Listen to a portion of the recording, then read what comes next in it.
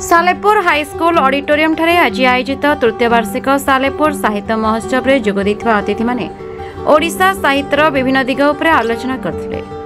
जगतरनाथ प्रभु श्री जगन्नाथक पादपद्म रे प्रदीप प्रज्वलन करी सालेपुर साहित्य महोत्सव को बरेण्य विधायक शारदा प्रधान उद्घाटन करछन्ति। सांबादिक अक्षय दास अध्यक्षतार अनुष्ठित यह कार्यक्रम में विशिष्ट साहित्यिक दाशरथी शतपथी, पंडित ऋषिकेश रथ, चलचित्र अभिनेता अरिंदम राय प्रमुख जोग देथिले।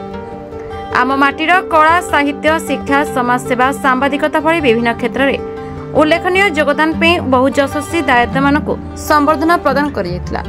सालेपुर साहित्य महोत्सव तृतीय वर्ष आज मु गोटे छोटिया अंश हो पार्टी से बहुत बहुत धन्यवाद देवी अक्षय को जे सी मत गोटे सुजोग देले जे सालेपुर स्वाभिमानी मधुमाटी रे जो प्रचेष्टा से आरंभ करिसेंती ओडिया भाषा, ओडिया संस्कृति, ओडिसी नृत्य को प्रोत्साहन देउछंती एवं सेथिरे बहुत स्कूल पिला, कॉलेज पिला मध्य भागीदार होउछंती।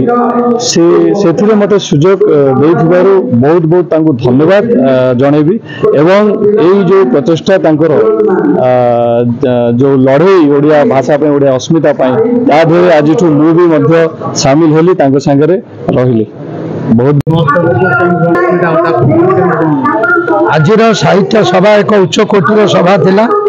आशा करुचे जो सालेपुर साहित्य महोत्सव पालन करा जाउची एटा व्यापक एवं पर्याप्त करा जाउ। साहित्यर विकास देशर, राज्यर, अंचलर प्रमुख विकास जे पर्यंत साहित्य, संस्कृति, भाषा विकास होई नहीं से पर्यंत राज्यर कौन प्रकार विकास हो जाए आम कहवा निश्चित तेणुकर मोर आशा एवं मोर आकांक्षा रही सालेपुर साहित्य समाज जो साहित्य महोत्सव पालन करुच्ची तृतीय वार्षिक उत्सव था।